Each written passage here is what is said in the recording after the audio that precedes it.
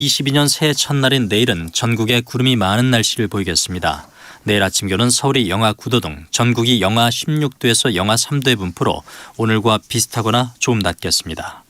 세종과 충남, 인천, 강화도에는 현재 한파주의보가 내려져 있습니다. 서울의 현재 기온은 영하 4.5도입니다. 아나운서 박노원이었습니다. KBS 제1라디오 4시 경제뉴스를 마칩니다. KBS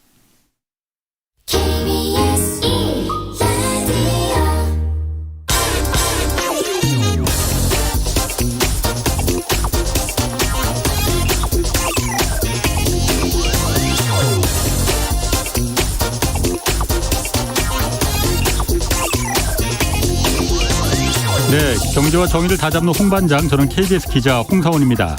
2021년 올해도 이제 채 8시간도 남지 않았습니다. 먼저 올 한 해 홍사원의 경제쇼 청취자분들 정말 고마웠다는 말부터 좀 전하겠습니다. 지금 유튜브 댓글창에도 보면은 홍반장 복 많이 받으세요라는 댓글들 많이 올라옵니다. 청취자 여러분들도 새해 이제 건강하시고 복 많이 받으시기 바라겠습니다. 자, 오늘 홍사원의 경제쇼는 올 한 해 우리나라를 비롯한 세계 경제 돌아보고 내년 글로벌 경제는 어떤 모습을 그리게 될지 또 어떤 변수가 기다리고 있는지 좀 살펴보겠습니다. 자, 홍사원의 경제쇼 출발하겠습니다. 유튜브 오늘도 함께 갑시다.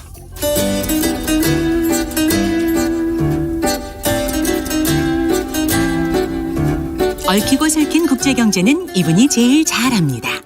서울에서 지구를 바라보는 신환종의 세계경제 리포트. 네, 신환종 NH투자증권 FICC 리서치 센터장 나오셨습니다. 안녕하세요. 네, 안녕하세요. 먼저 새해 복 미리 네. 받으시라고 인사 좀 전하겠습니다. 네, 많이 받으십시오. 자, 올해 이제 작년 이맘때도 항상 작년 이맘때는 제가 진행을 안 했으니까 작년 이맘때도 이제 내년 어떻게 될 거다, 그러니까 올해 어떻게 될 거다 경제 예측 전망 많이 이제 했을 거 아니에요. 네네네. 그런데 안 맞은 거 많았습니다. 정말 헛발질 많았습니다. 신 센터장님이 보시기에 네. 가장 큰 헛발질, 예측을 못하는 그 헛발질이 뭐였다고, 첫 번째는 뭐라고 보십니까? 네, 그 헛발질이 네. 저희들이 이제 미래를 예측하는 직업이잖아요. 예. 애널리스트, 증권사도 있고 뭐 연구소도 있고 뭐 전 세계에서 이제 예측을 합니다. 예. 그런데 그 맞을 때보다 안 맞을 때가 더 많죠. 예. 그런데 이렇게 1년 지나고 나서 예. 작년에 이제 예측했던 것 중에서 뭐가 맞고 뭐가 안 맞았을까 이렇게 한번 다시 복귀를 해보면 이게 실은 그 경제적인 문제라기보다는 그 외 변수들 예. 뭐 이런 것들이 많거든요. 예. 자, 이런 것들을 한번 이제 복귀를 해보면은 그 다음에 우리가 예측을 할 때 예. 그냥 뭐 지표가 나온다고 막 마음대로 하는 게 아니고 그런 것들을 감안해서 예. 이렇게 우리가 반추해서 생각을 해볼 수 있기 때문에 예. 저희들이 매년 생각을 해보는데 네. 작년에 이맘때 이제 금융시장에서 그 예측을 했던 것 중에 한 제가 5가지 한번 골라봤는데요. 예. 그 중에 헛발질 5가지. 헛발질 저희 뭐 이제 저희 증권사 말고도 전체 다 예. 예측했던 것 중에 제일 큰 헛발질은 제가 아무리 생각해봐도 전 세계적으로 이제 저는 그걸 예상할 것 같아. 전 세계적으로 사기를 치신 연준의 파월 의장이 이 연준의 그 인플레이션이 일시적이라고 계속 얘기를 했는데 그렇죠. 마지막에 가서 이제 그 연임되고 나서 말을 바꾸셨죠. 예. 지금 인플레이션이 이제 지금도 그렇고 내년에도 가장 큰 화두로 이제 등장한 상황인데 그렇죠. 연초부터 계속 일시적 해가지고 무슨 일시적이 그렇게 길어지냐. 그러니까 일시적이라는 건 정의도 새롭게 정의됐잖아요. 네. 그래서 저 파월 의장이 대표적인 케이스가 아닌가 싶은데요. 그 왜 그렇게 일시적으로 봤냐. 그 일부러 그런 겁니까? 아니면 정말 일시적으로 생각했던 겁니까? 정말 일시적으로 생각을 했던 것 같습니다. 예. 그래서 왜 그랬는가 보면은요. 2010년대 예. 그 서프라임발 금융위기가 터진 2008년 이후에 예. 전 세계에서 처음으로 양적 완화라는 무지막지한 돈을 풀었잖아요. 그렇죠. 예. 그때 생각해 보시면은 많은 분들이 예측하시는 분들이 이제 엄청난 인플레이션이 온다 이렇게 얘기했었어요. 그렇죠. 그거 경고하는 사람 많았어요. 안 왔잖아요. 안 왔죠. 그리고 오히려 나중에 디플레이션으로 갔습니다. 예. 지난 10년간 2010년대를 보면요. 예. 2009, 10년, 11년쯤에 아랍의 봄 나올 때 있었죠. 자스민 혁명. 그때 이제 식료품 가격이 급등하고 유가 100달러 간 적이 있습니다. 막 이럴 때 예. 미국 그 인플레이션이 그때 월간으로 한 3.9인가 3.9% 정도를 치고 4%가 안 되고 내려오고 나서 네. 한 10년 동안은 거의 2% 수준이거나 그 밑에 있었어요. 예. 그래서 예. 평균 한 1.5, 1.6% 뭐 이 정도에 불과했습니다. 돈을 그렇게 많이 풀었는데 예. 역사상 그렇게 많이 푼 적이 없는데 예. 예.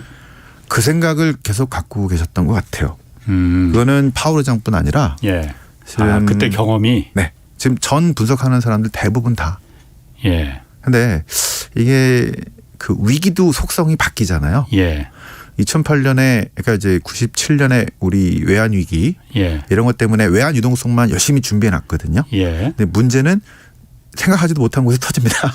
미국의 글로벌 뱅크가 망하면서 예. 아주 엄청난 신현경색이 외부에서 또 왔죠. 예. 예. 물론 우리가 잘 지켜냈긴 했습니다만.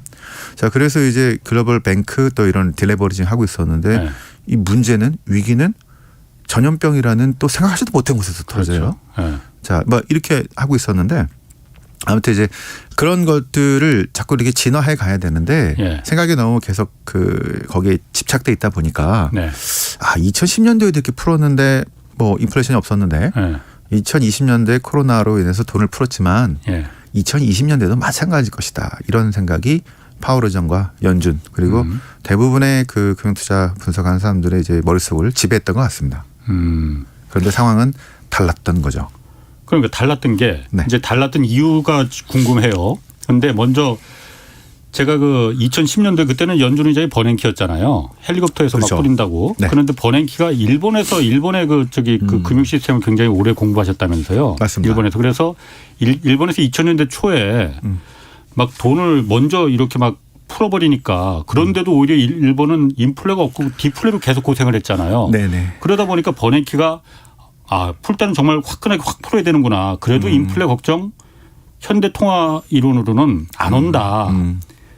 해서 이제 이번에 푼 거잖아요. 더 네. 풀었잖아요. 이번에는. 네. 왜 안 왔습니까? 그럼 이번에는 왜 왔습니까? 인플레가? 그때는 안 오고. 2010년도와 2020년대의 차이점들이 몇 가지 있는데요. 예.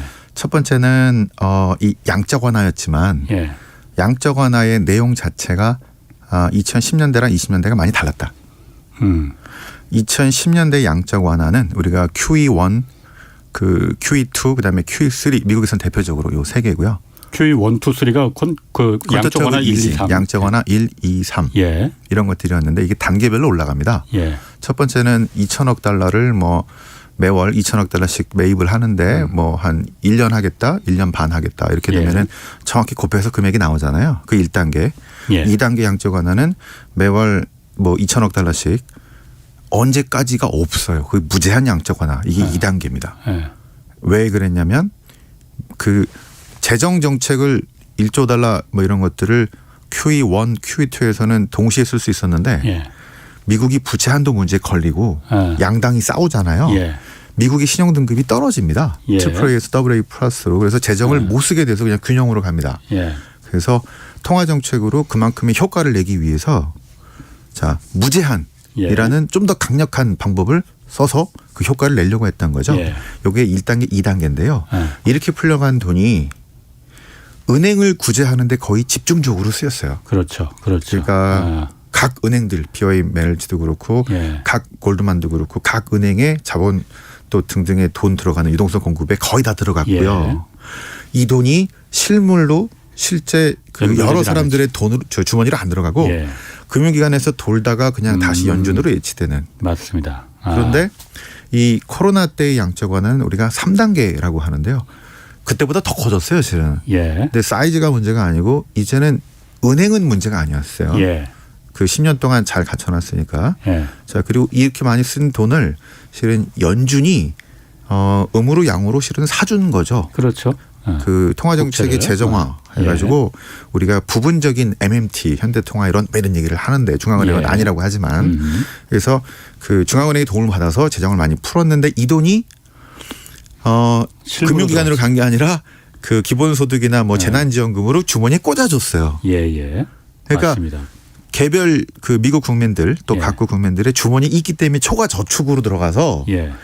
그 2008년과 달리 이때는 이 돈을 사용할 수가 있게 됐어요. 예. 그래서 우리가 보통 이렇게 경기가 침체되면은 수요가 확 줄죠. 네. 그런데 이렇게 위축돼서 돈만 받았던 추가 저축이 예. 갑자기 거대한 수요로 나와버리니까 예.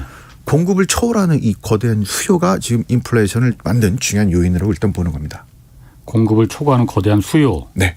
예, 말씀해 보시죠. 예. 그래서 이 수요가 이제 우리가 보복 소비. 어허. 그래서 예. 그동안 참았던 거 한꺼번에 예, 예. 자 이제 풀리니까 여행도 가야 되고 렌트카도 예. 써야 되고 뭐 이런 것들이 한꺼번에. 예. 그래서 수요가 그 전보다 지금 강하게 더 올라와 버린 것들인데요. 예. 이 돈이 아직도 남아 있잖아요. 예. 이런 것들 때문에 앞으로도 지금 공급보다 수요가 초과하는 이런 상황들이 이 세 번째 양적 완화, 예. 이 코로나 때 했던 양적 완화의 스타일에 따라서 쌓인 돈들이 만들어지고 있다. 이렇게 볼 수 있는 게 우리가 이 양적 완화로 설명할 수 있는 게 하나 있고요. 예. 두 번째는 잠깐 두 번째 넘어가기 전에 네. 아까 그 공급을 초과하는 수요라고 하셨잖아요. 폭발적인 보복 소비라고 하셨잖아요. 네네네. 그런데 지금의 인플레이션 같은 경우에는 네.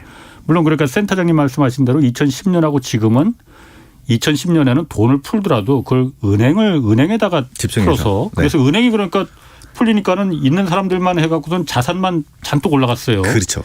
그 부작용을 보고 이번에는 아 저렇게 하면 안 되겠구나 돈을 풀더라도 그래서 이번에는 직접 어려운 사람들한테 실제 필요한 사람들한테 돈을 지갑에 넣어준 거잖아요.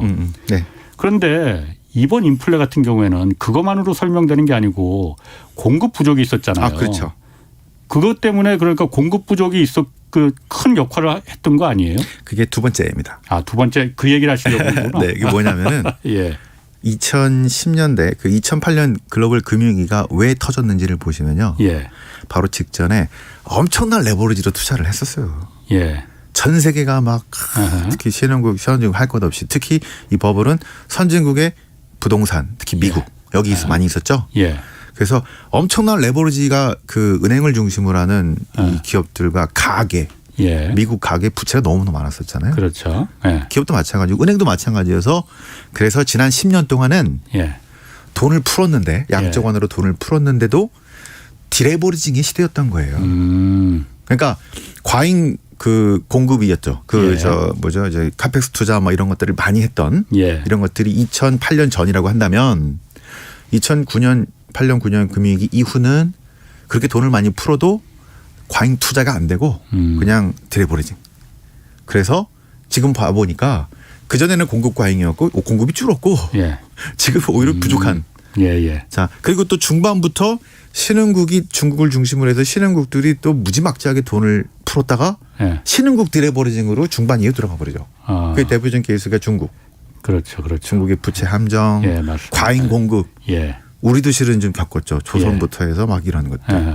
그래서 투자가 실은 활성화돼. 특히 이제 유형자산 투자라고 하죠. 예. 뭐 거대한 중공업, 철광 뭐 이런 것들. 예. 자, 그래서 이게 실은 돈이 풀리긴 했는데 거의 금융기관에서만 돌고 실제로는 돌지 못했다. 그게 실은 이제 세 번째인데요. 예.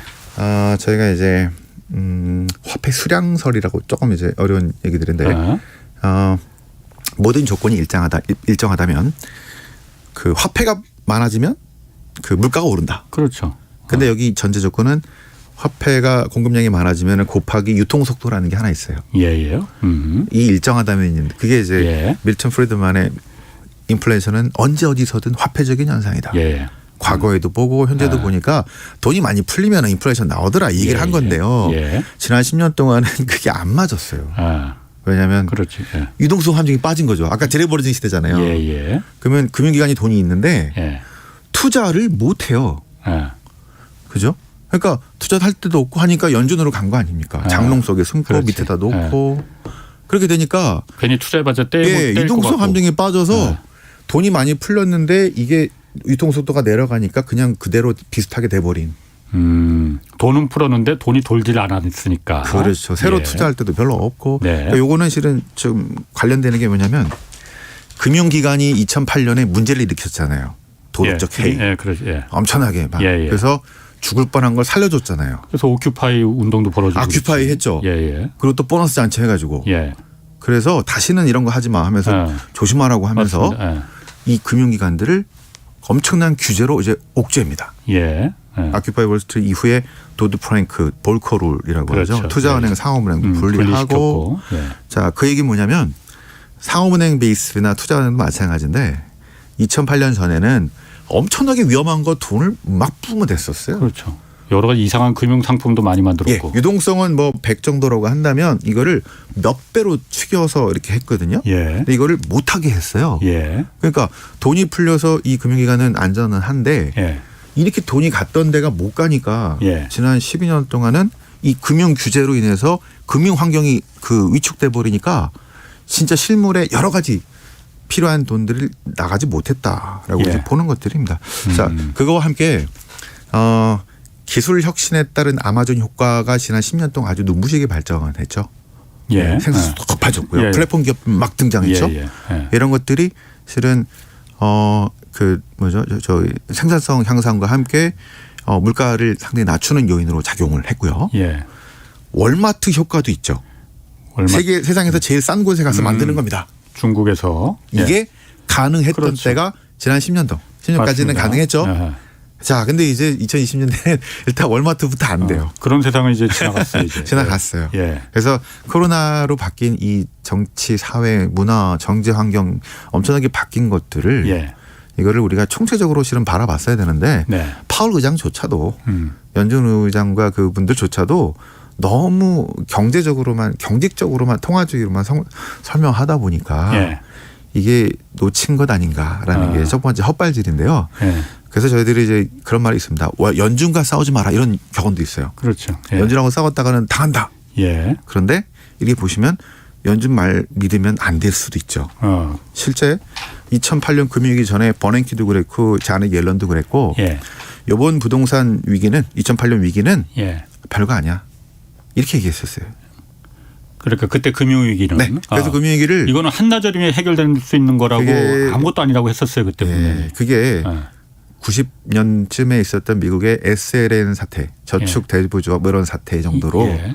이건 이 충격은 뭐 충분히 가능하다 뭐 이렇게 얘기했었거든요. 그렇게 얘기했었어요. 그러니까 이런 식으로 연준도 예. 상당히 나이브하고 잘못 판단할 수 있기 때문에 예. 연준과 싸우지 마라는 거는 늘 맞는 격언은 아니고 잘 봐야 돼. 그래서 어떤 사람들은 이게 SLN 사태 90년대 사태가 아니고 대공황에 준하는 사태가 그 금융기관 환경이 나올 수도 예. 있다라고 이렇게 예고한 사람들이 실은 2008년쯤에 돈을 많이 벌었죠. 저희들도 이제 그런 예측을 잘해서 예. 그 막 이제 쇼크가 온다 막 이런 것도 쓰기도 하고서 상도 많이 받고 자, 막 그런 것들이 예. 그래서 이제 연준도 너무 이제 경제적으로 경직된 상황을 조금 벌었으면 좋겠다. 제가 요거 하나 좀 궁금해요. 네. 어쨌든 파월이 아까 첫 번째 헛발질이 이제 파월 의장이 그 파월 형님이 이제 1등을 먹었잖아요. 네. 그런데 지금 그래서 작년에 뭐 인플레 이거 걱정 없다고 했다가 지금 뭐 내년에 금리도 그 앞당겨서 내년에 이제 올린다고 하고 네. 그것도 뭐 2차례 3차례 누구는 4차례까지도 뭐 얘기를 하고 이게 연방준비제도가 이게 계획대로 차곡차곡 가는 겁니까 아니면 지금 우왕좌왕하는 겁니까? 그 앞으로의 궤도를 수정해 가면서 가죠. 매번 회의할 때마다 예. 궤도를 수정한다고 얘기를 합니다. 예. 우리가 일시적으로 봤던 게 일시적이 아닌 것 같더라. 예, 궤도 좀 예. 수정하자. 그래서 네. 그 뭐 낮게 봤던 인플레이션 예측치가 지금 계속 올라오고 있고 이게 올라오니까 예. 테이퍼링을 짧은 시간에 마무리 짓고 금리를 인상하겠다는 얘기가 이제 나오죠. 예. 내년에. 예. 이렇게 궤도를 수정해서 가는 거니까 그런 거를 우리가 빨리 체크해 가지고 예. 고집 부리는 게 아니고요. 그럼 지금 우왕좌왕하고 있다고 보면은 그런 그렇진 것까지는 않죠. 아니에요. 그렇죠. 네. 어느 정도 컨트롤이 가능한 상태입니까 그러면? 그럼요. 예, 그렇게 해서 계속 예. 본인들이 틀린 거를 빨리빨리 반영해서 예. 가야죠. 예. 거기서 고집 부리면 안 되죠. 그거는 확실한 건가요? 지금 우왕좌왕하지 않은 거는? 네. 그래요? 그건 뭐 각국의 중앙은행들에서 이제 그런 모습들을 보여주고 있고 예. 이제는 소통을 하고 우리가 이렇게 봤는데 이건 아닌 것 같더라. 그래서 제대로 반영을 하고 있다고 보고 있습니다. 그렇군요. 네. 자, 그럼 그 두 번째 그 헛발질은 뭐라고 좀 보십니까? 그 두 번째 헛발질은 예. 그 우리나라 증시가 이제 3,000을 올해 넘긴 했잖아요. 예. 그런데 3,300 갔다가 미끄러져 가지고 2,900 얼마로 77 3천 떨어졌어. 예. 그래서 예. 실은 연초에 샀던 분들은 예. 물렸죠 오히려 지금. 연초에 그래서 제가 경제주 처음 진행할 때 4천 간다는 분들도 올해 있었어요. 그러니까 그래서 그분들은 반성하셔야죠. 반성을 좀 쓰셔야 됩니다. 예. 무리한 예측이잖아요. 그래서 그 무리한 예측이었어요. 그런데 무리하죠. 분위기는 그런데 그런 예측이 나올만 했었는데. 그때도 이제 예. 어떤 사람들은 그럼 너무 무리하다 예. 이렇게 본 사람들도 있고 예. 어떤 분들은 뭐 망치는 분들이 있는데 예. 그런 분들 반성 좀 하셔야죠. 그러니까 그게 그 작년에 너무 많이 오른 것도 있습니다. 실은 예. 작년에 우리가 거의 탑 수준이었죠. 30% 예. 이렇게. 근데 올해는 지금 3%면 이거는 회사채보다 더 못하죠. 그러네요. 그럼 뭐하러 주식합니까? 그러니까 이제 그래서 이제 이것들을 작년에 상반기에 좋게 봤다가 3,300까지는 그래도 잘 갔다가 6월 정도 이후에 중반 이후에 미끄러져 내려온 건 도대체 뭘까? 그런 고민들을 하는 겁니다. 이렇게 왜 미끄러졌을까? 그리고 이제 다시 이런 상황이 나오면 안 되잖아요. 네. 그래서 이제 그런 얘기들을 해보는데 일단 첫 번째는 그 델타 바이러스 등등 때문에 우리가 백신 접종하면은 이제 뭐 여행도 가고 이제 좋아지고 막 이렇게 생각했던 게 하반기였잖아요. 예. 그런데 어떻게 됐습니까? 우리나라는 오히려 6월까지 그 막 들떠 있다가 갑자기 그 이 제한 더 강해졌죠. 예. 4인 제한 뭐 이렇게 되면서 예. 더 강화됐죠. 더 상황이 나빠졌습니다. 그건 다른 나라도 다 마찬가지 아니었나요? 근데 우리가 유독 심한 것들도 있었고요. 예. 그리고 미국 경제가 성장률이 그래서 이렇게 올라가다가 예. 공급망 문제가 터져서 인플레이션 오르게 되고 예. 그다음에 또 델타라든가 또 다른 바이러스 등등 때문에 예. 문제가 생기면서 예. 미국 성장률이 잘 가다가 푹 꺼져버렸어요. 이게 3분기 정도입니다. 예. 꺼져버리면서 거기에 수출을 많이 하는 우리가 기업 실적이 주춤 이렇게 쳐져버렸죠. 예. 이렇게 올라갈 줄 알았는데 쳐져버리면서 실적 예상이 나왔는데 작년에 우리 그 2020년에 21년을 예측하는 예. 그 기업 어닝은 19년 20년 정도가 우리나라 그 상장사 어닝이 약 한 90조 정도, 뭐 예. 100조가 좀 안 되는 상황이었는데 2021년에 기업의 어닝이 약 180조로 봤거든요. 그래서 퀀텀 점프한 겁니다. 예. 그게 실은 작년에 그리고 올 초의 분위기였던 거죠. 예. 예. 그럼 이제 주가는 이제 미래를 선반영하니까. 선반영하잖아요. 예. 내년의 예측인데요. 예. 그 3분 그때부터 중반부터 이게 축 꺼져 버리니까 예. 내년의 예측이 185조. 다 반영돼 버렸잖아요. 그러게. 그럼 올라갈 게 어디가 있습니까? 자, 그래서 이제 3분기에 미국 성장률 처지고 공급망 문제, 인플레이션 올라가고 예. 스태그플레이션 문제 나오고 예. 그다음에 미국과 중국의 이 사이도 나빠지고 미국 자본시장, 중국 자본시장에서 이제 헝다 디폴트 문제, 예. 부동산 문제, 예. 그다음에 뭐 화룡자산관리 그 채권의 문제 뭐 이런 것들 처지면서 중국발 영향도 많이 받았었고요. 예. 그래서 일단 기업 어닝들이 축축 처지면서 우리가 하반기에 전혀 힘을 못 쓰고 여기서 완전 기업을 제자리로 내려가 버린 이런 상황이 발생을 이제 해버렸는데 그래서 예. 전혀 힘을 못 쓰고 있다가 최근에 조금 왔다 갔다 하고 있는 정도 이 정도 이제 있는데 그래서 그 올해 예측하기가 실은 그 중반에 되게 어려웠다는 예. 거죠. 그래서 아까 어떻게 보면은 처음에 그 인플레이션 예측, 공급망 문제, 코로나 이후에 바뀐 이런 사정들, 그다음에 뭐 에너지 대란, 예. 뭐 이런 것들이 한꺼번에 쏟아져 나오면서 예측하기 상당히 어려운 장이었던 거는 이제 맞는데 무리한 그러니까 뭐 이제 3,500에 4,500에 이렇게 했던 분들하고는 괴리가 상당히 벌어진. 아니 그런데 예상이죠. 센터장님. 네. 제가 그 부분은 뭐 이해를 하겠는데 그런 뭐 코로나 문제도 그렇고 공급망 문제도 그렇고 뭐 이런 게 네. 우리나라나 뭐 중국만 겪은 게 아니고 전 세계가 다 겪은 거잖아요. 네네. 미국 주식은 굉장히 좋았잖아요. 네. 그거 설명이 안 되는 거 아니에요, 그러면? 그러니까 그런 것 같아요. 일단은 작년에 많이 오른 것도 네. 있었고요. 작년에 많이 올랐을 때 우리가 네, 그래서 아까 8, 90조 정도에서 90조 정도에서 180조라는 이게 나오면서 3천까지 그냥 뚫고 가버린 수급도 그렇고. 예. 근데 그 다음에 이거를 한 번 더 뚫고 나가기 위해서는 결국에는 기업 어닝이거든요. 예. 예. 주가가 그런 거지 않습니까? 예. 근데 거기서부터 실은 큰 중요한 문제가 생겼고 예. 중국이라든가 이게 선진국은 일단은 그 서비스 위주 뭐 그다음에 소비 위주 그다음에 선진국은 엄청난 양적 완화를 통해서 계속 공급을 추가적인 그 재난지원금 등등을 통해서 부양할 수 있는 힘들이 있었고요. 예. 신흥국들은 양적 완화가 안 되죠. 그렇죠. 그래서 그게 불가능하지. 상당히 어려운 측면이 있어서 예. 선진국이 잘 나가야지 예. 우리가 수출도 많이 해서 가는데 그쪽이 주저앉으면서 예. 우리가 어려운 측면을 좀 예. 많이 받았다. 그다음에 특히 중국 영향도 그렇고. 예. 물론 다른 신흥국들이 좀 오른 것도 있습니다만 신흥국들 대부분이 하반기 좋지는 않았어요. 우리가 그렇군요. 많이 안 좋았지만 그 외에도 여러 가지 이유가 있습니다만 그런 것들 때문에 예측이 어려운 헛발질이었다. 다음 헛발질은 뭘까요? 다음 헛발질은요. 예. 그 많은 분들이 잘못 얘기하신 게 있는데 예. 금을 인플레이션 때문에 금을 사라고 그랬을 겁니다. 가장 안전한 자산, 근데 인플레이션의 해지 수단은 금이다. 그렇지 않아요. 그게 금이 오히려 연초보다 예. 마이너스 4.1% 떨어졌어요.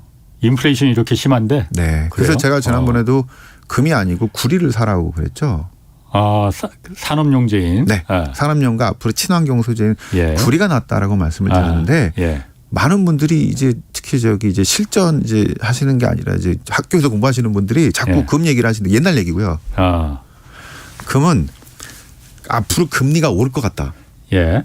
테이퍼링 한다. 금리가 오를 것 같다. 예. 여기 쥐약이에요. 음.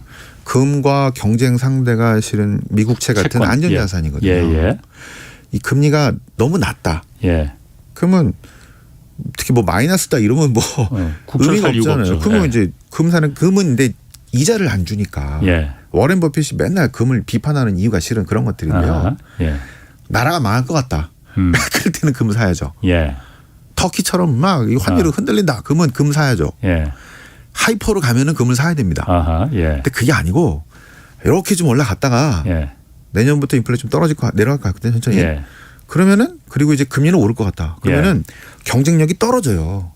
이게 지난 10년 동안에도 그랬습니다. 글로벌 금융위기 때 그 전에 오르던 금이 예.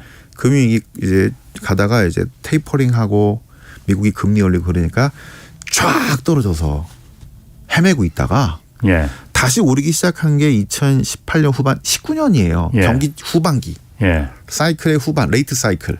예. 2019년 말 2020년 초반에 저희들이 이제 여기 최경영소에서 이제 지금 상당히 안 좋고 위험하니까 예. 이럴 때는 안전자산 위주로 가야 된다. 예. 그때 국채랑 금이 같이 랠리를 피는 겁니다. 그때는 예. 뭐 둘 다 괜찮으니까. 예. 그러니까 금은 언제 사자면요. 예. 지금처럼 이제 지금은 실질금리가 마이너스이긴 합니다. 마이너스 1%이긴 한데 예. 여기서 이 마이너스가 더 내려간다. 그러면 사면 좋은데요. 그게 아니라 여기서 마이너스 1%가 이제 실질금리가 서서히 이제 플러스로 돌아서는 그러니까 명목금리가 점점 많이 오르게 되는 상황이 이제 펼쳐지면은 네. 금의 이 메리트가 떨어져요. 그렇죠. 그렇겠죠 아무래도. 자, 그래서 지금보다 저희들은 내년에 더 횡보하거나 더 떨어질 가능성이 높다는 것 때문에 당분간은 금을 하지 마시고요. 예. 몇 년 뒤에 예. 다시 경기 침체로 간다. 예. 그런 얘기들이 조금씩 나올 때. 예. 그게 이제 2024가 될지 2025년이 될지 모르겠는데요. 이게 사이클이니까. 예. 그때쯤에 다시 금을 사면은 이게 다시 올라갈 거라고 보는데요. 지금은 금의 매력이 점점 줄어드는 상황인 거예요. 올해부터는. 그래서 이 금이 대표적인 세 번째 헛발질. 그렇군요. 오히려 좀 떨어졌기 때문에. 예. 예. 그래서 이런 상황에서는 금보다는 오히려 이제 금리가 오를 거기 때문에. 국채를. 그 지금 많은 분들이 이제 내년 초에 저희가 이제 지난번에도 금리가 오르면 그때부터 채권 사자. 예. 그랬고 지금 국내에서 고금리 예금 막 이런 건 나오는 게 있거든요. 예. 지금 벌써 그런 흐름들이 좀 나오고 있는 것 같습니다. 그렇군요. 이 머니 무브가 예. 이 금리 흐름에 따라서 나올 수가 있는데 이때 이제 채권의 가격 매력이 높아지는 이런 상황들이 앞으로 만들어질 거기 때문에 그렇군요. 예. 금보다는 채권 오히려 원자재 하신다면은 금보다는 구리 그게 나을 것 같다 이렇게 생각을 하고 있는 겁니다. 그 제가 아까 들은 거 잠깐 얘기하셨는데 인플레이션 얘기하면서 내년에는 상황이 좋아질 거라고 조금 전에 잠깐 얘기하셨거든요. 네. 내년에 상황이 인플레이션 좋아져요? 지금 이렇게 계속 올라가고 있는데?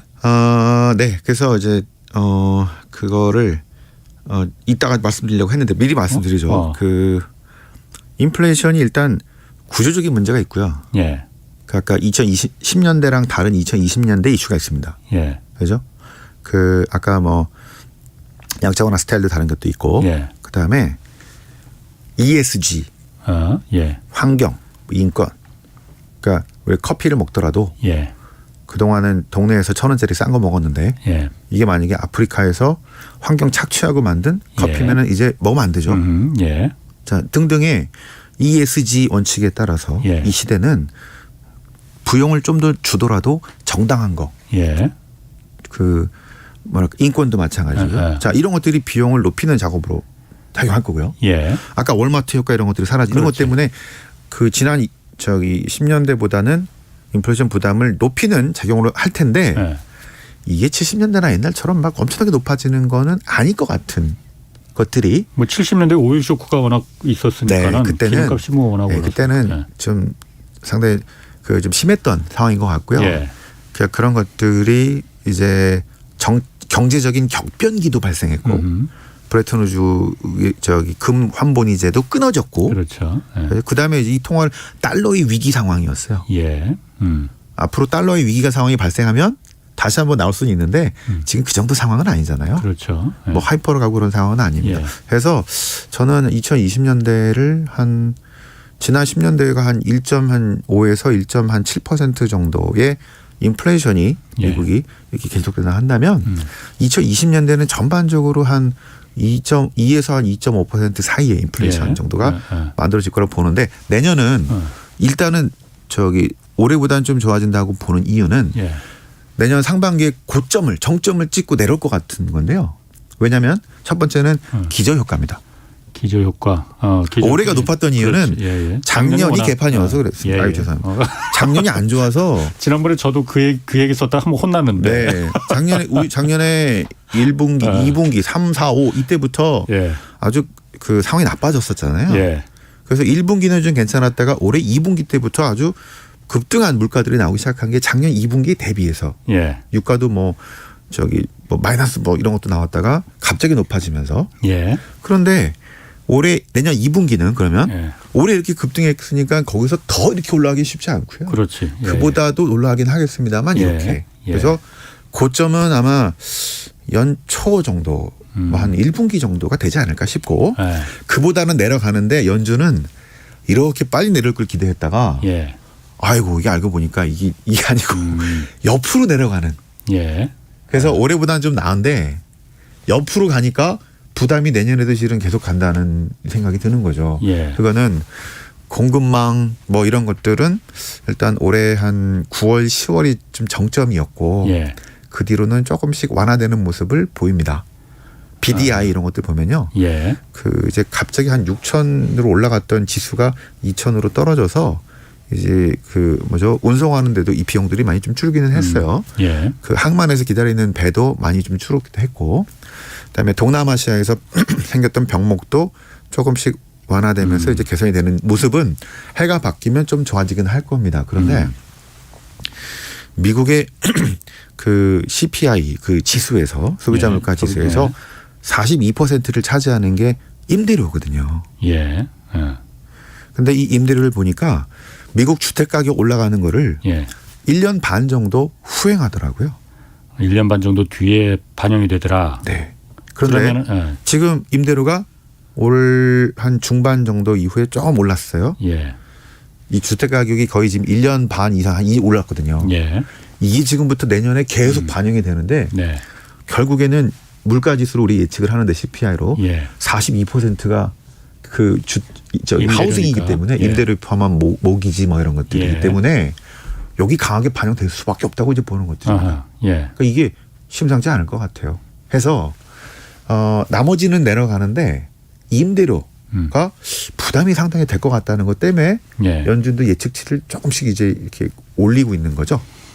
자, 그런 부담이 기저효과 또 뭐 공급망 그다음에 보복 소비도 좀 줄고 예. 이제 지원금 줬던 것도 이제 자꾸 줄어드니까 예. 자 이런 것들로 이제 강한 소비 힘들이 조금씩은 내려가는 가운데 임대료 같은 것들이 뒤늦게 부담이 되면서 예.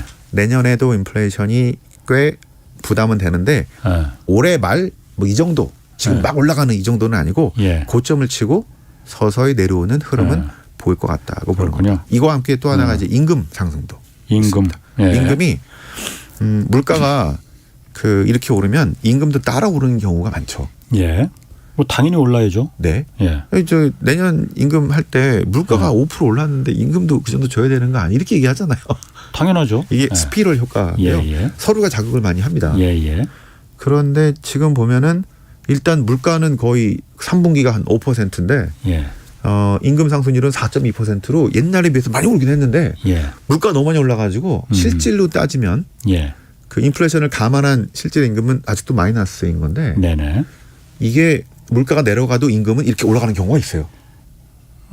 내년에 그래서 미국 고용주들이 예. 임금을 더 줄 테니까 빨리 와서 일해 이렇게 할 건지 네. 아니면 경기가 좀 안 좋아 보이니까 더 못 주겠어 이제 예. 이렇게 나올 건지 그 스탠스를 내년 초부터 아주 면밀하게 볼 겁니다. 예.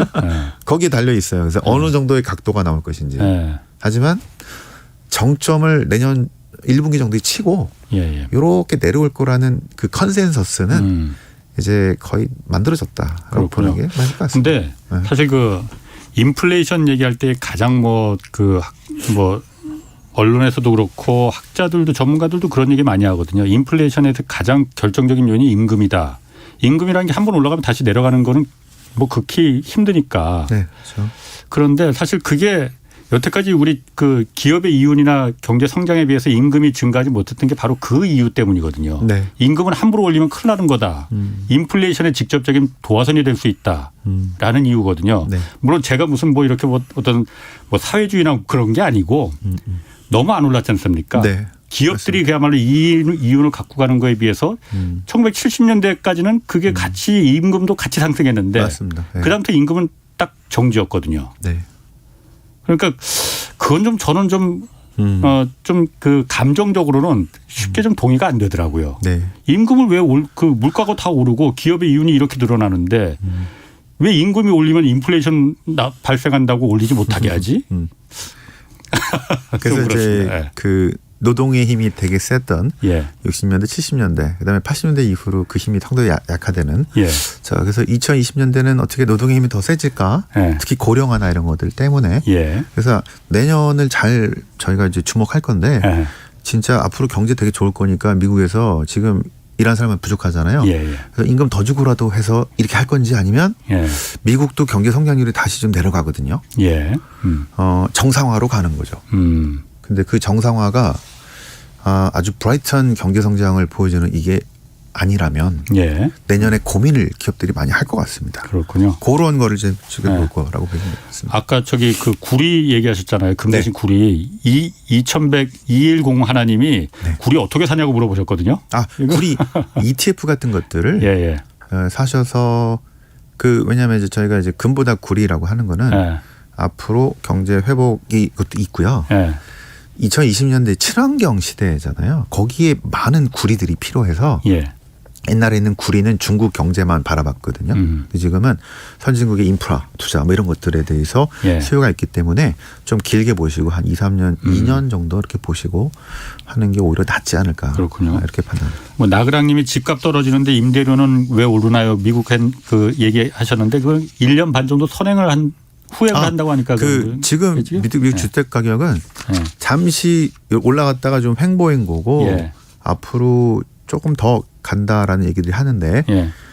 MZ 세대 우리 20대 30대들이 실은 지난 10년 동안 주택을 많이 못 샀어요. 예. 서프라임 문제 터져서 2008년대 홈 오너스라고 하고 있는 이제 주택 보유자들이 많이 내려갔거든요. 예. 그래서 실은 주택 공급 부족했습니다. 미국도. 그래서 지금 뒤늦게 막 사고 있는 것 같은데 그 추이가 얼마가 될 거냐에 따라서 미국 주택 가격이 더 갈지 아니면 이 정도에서 횡보할지. 예.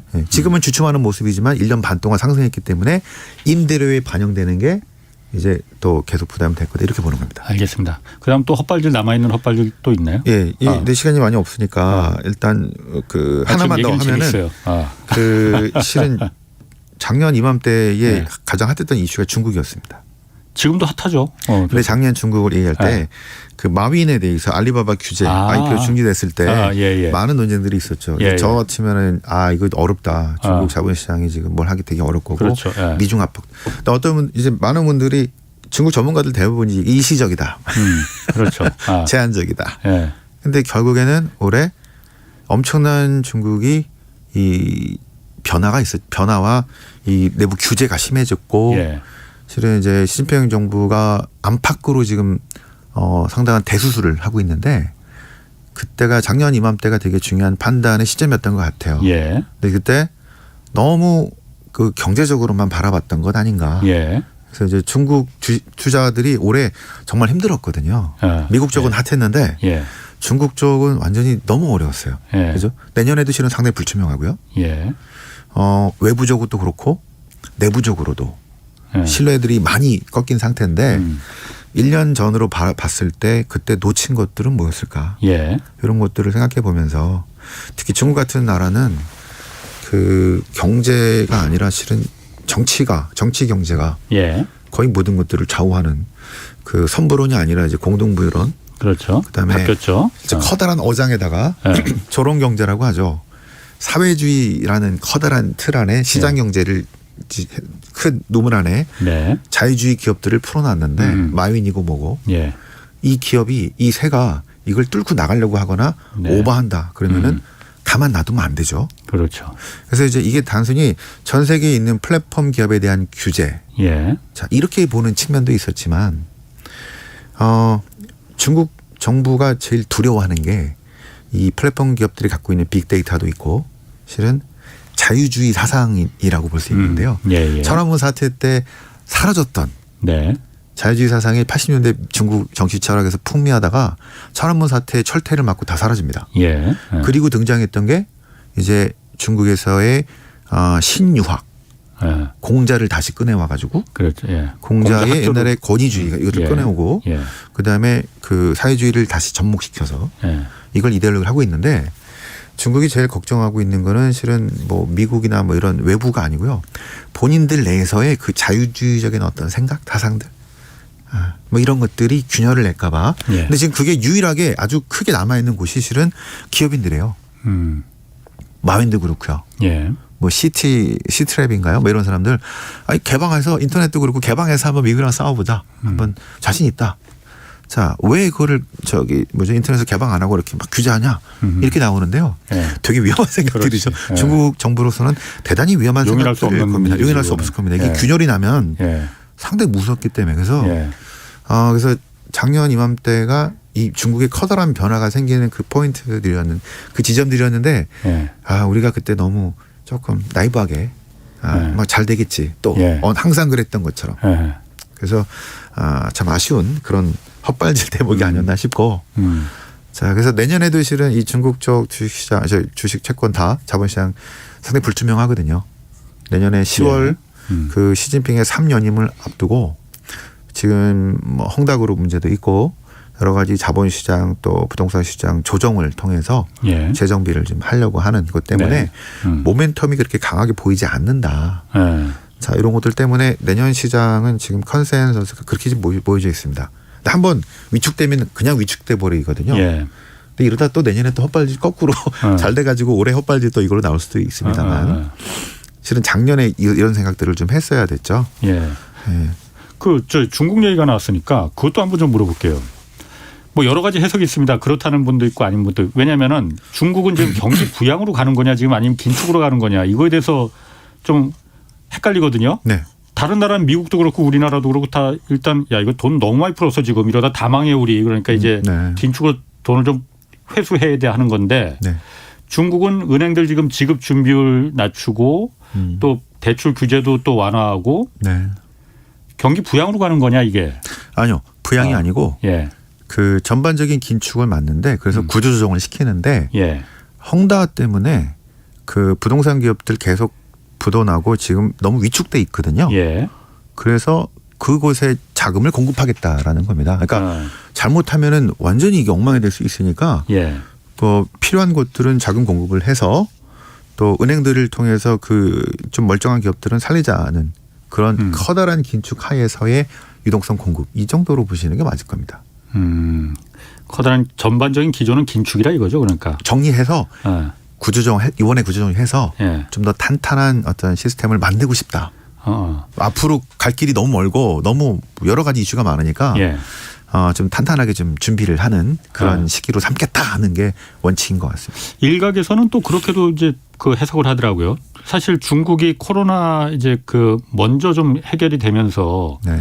긴축을 일찍 시작했잖아요. 네. 다른 나라 돈 풀 때 그렇기 때문에 이른바 그 실탄 좀 여유가 있었기 때문에 그래서 지금 부동 헝다 사태 뭐 나오고 그래서 조금 삐꺼덕하니까 지금은 다시 그래서 일단 일시적으로 다시 경기 부양 쪽으로 가도 여유가 있기 때문에 부양 쪽으로 가는 거 아니냐 그렇게도 보는데 그렇게까지는 그거는 잘못된 정책일 것 같은데요. 예. 전 세계가 긴축을 가는데 그러니까. 혼자 부양으로 간다?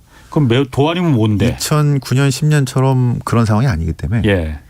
그래서 결국 나왔던 문제가 과잉 공급의 과잉 투자로 부채 문제 예. 알고 있기 때문에 여기서 중국은 오버하진 않을 것 같고요. 내실을 탄탄하게 다지려고 왜냐하면 앞으로 험난하기 때문에 예. 외부에서는 미국과의 싸움이 아주 험난하게 지금 진행이 될 거고 예. 내년부터 저는 더 가속화되면서 예. 특히 정치 일정들이 있어가지고 되게 어려워질 거라고 보고 있고요. 그렇군요. 내부에서도 그렇고. 자, 어쨌든 코로나 이게 끝이 안 보입니다. 사실 올 초만 해도 이게 백신 이제 개발돼서 보급되고 그러면은 종식되고 마스크도 이제 좀 벗고 다니고 화장품에서도 좋아지고 그런다 네. 뭐 그런 얘기도 있었잖아요. 네. 이게 내년에 지금 이 팬데믹 상황은 어떻게 뭐 암울할 것 같은데 제 생각에는 아직도. 그러니까 그게 지금 5번째 헛발질이었는데요. 백신 접종되면은 여행 간다. 예. 끝난다. 예. 해서 했더니 아니잖아요. 예. 그래서 무리한 예측은 예. 자, 그 오미크론 다음에는 또 다른 어떤 그리스 문자가 나올지 모르겠는데 예. 그래서 여행이 아니라 출장도 지금 쉽지 않은 상황이라서 그렇죠. 아마 내년 후반쯤 되면은 뭐 싱가포르, 미국 다시 지난번에 잠깐 열렸던 것처럼 예. 그런 데는 갈 수 있을지언정 이게 마음 놓아서는 안 될 것 같다는 생각이 드는데요. 네. 그거는 뭐 전염병 쪽에 문제되기 때문에 예. 저희들 이렇게 이벤트 리스크라고 하거든요. 예. 근데 이 이벤트 리스크는 보통 때는 그 2020년 전에는 우리나라 사람들이 투자할 때 이벤트 리스크 이런 건 별로 신경 안 썼어요. 근데 전 세계 투자를 할 때 예. 그 무디스나 S&P의 그 방법론의 항목에 분명히 있습니다. 이벤트 리스크. 예. 이따만하게 써 있고요. 예. 왜냐하면 전 세계 투자를 많이 했던 이런 사람들은 많은 경험을 했던 게 있는데 우리는 거의 국내만 했기 때문에 그런 경험이 별로 없었어요. 예. 근데 지금 이게 너무 커진 상태에서 계속 발목을 잡고 있잖아요. 예. 근데 저쪽에서도 뭐 이쪽에서도 지금 보면 이벤트는 상당히 오랫동안 발목을 좀 잡을 가능성이 있는데 이벤트 석경도 바뀔 것 같습니다. 그게 전염병 같은 그런 문제도 있지만 이제는 예. 전염병이 혹시 완화된다면 인간들끼리 싸울 것 같다. 그게 하나는 국내 정치 양극화 너무 심해져서 예. 특히 이제 선거들이 쫙 있죠. 전 세계적으로 있습니다. 우리도 예. 있지만 전 세계적으로 있어요. 예. 예. 양극화 너무 심해졌기 때문에 이거 예. 해소하기 위해서 예. 정부한테 자꾸 손을 빌리면서 예. 정부가 무리한 재정 통화 정책을 쓸 가능성도 있는데 예. 자 이런 식으로 될 수도 있겠고요. 그다음에 그 또 다른 이벤트 인간들끼리 전쟁은 국가들끼리의 지금 미국과 우크라이나. 중국도 있고 예. 러시아와 우크라이나 예. 뭐 이런 문제도 있고 예. 각 지역에서 이런 충돌의 가능성들도 많이 지금 올라오고 있는 것들이 이 코로나가 끝나더라도 예. 잠시 멈췄던 이런 이벤트 리스크들이 예. 줄줄이 있기 때문에 내년도도 여전히 불확실한 이런 해들이 될까요. 그래서 저는 내년에 금리가 약간 오르게 되면 예. 미국채 한 1.8%나 2% 근처 오르게 되면 10년이 예. 채권이나 이쪽으로 좀 다변화를 좀 하셨으면 좋겠다 생각합니다. 너무 주식 같은 위험 자산만 하지 마시고요. 예. 분산을 좀 작년하고 올해는 금리가 너무 낮고 상승 중이어서 추천을 못 했는데 내년에 한 1분기나 2분기쯤에 금리가 한 미국채 10년물이 한 1.8%, 9%, 2% 이렇게 갈 것 같습니다. 예. 그럼 회사채 한 3, 4, 5% 나오거든요. 그 회사채나 국채는 어떻게 사는 거예요? 그것도 마찬가지로 증권사 통해서 증권사에서 살 수 있는 거예요? 그 증권사에서 많이 거래하죠. 그다음에 은행에서도 할 수 있고 예. 펀드로도 할 수 있는데 네. 이제 너무 주식만 아니고 말고 예. 이제 조금 지키는 자산 쪽으로. 예. 인플레이션이 그 3%라고 한다면 예. 모든 자산이 다 2%를 3%를 넘어야 되는 건 아닙니다. 예. 토탈 자산의 수익률이 3%를 넘으면 돼요. 안전하면서도 그런 것들은 이런 자산으로 20%, 30%또 나이 드신 분들은 좀 40% 이렇게 배분도 하시고 자, 앞으로 상황이 너무 불확실하기 때문에 예. 여러분 분산의 시대 다시 하셨으면 좋겠습니다. 알겠습니다. 오늘 고맙습니다. 지금까지 신한종 NH투자증권 FICC 리서치센터장 함께했습니다. 자, 새해 복 많이 받으세요. 고맙습니다. 자, 내일 오전 11시에 유튜브로 경제쇼 플러스 업로드됩니다. 이번 주는 한국의 워렌 버핏, 이 강방천 에셋플러스 자산운용 회장 모시고 2022년 슬기로운 투자 전략 좀 살펴보도록 하겠습니다. 자, 홍사원의 경제쇼 올 한 해 여러분 정말 고맙습니다. 여러분 덕분에 저도 많이 배웠고요. 내일부터 시작된 이 새해도 복 정말 많이 받으시기 바랍니다. 지금까지 경제와 정의를 다잡는 홍반장 홍사원의 경제쇼였습니다.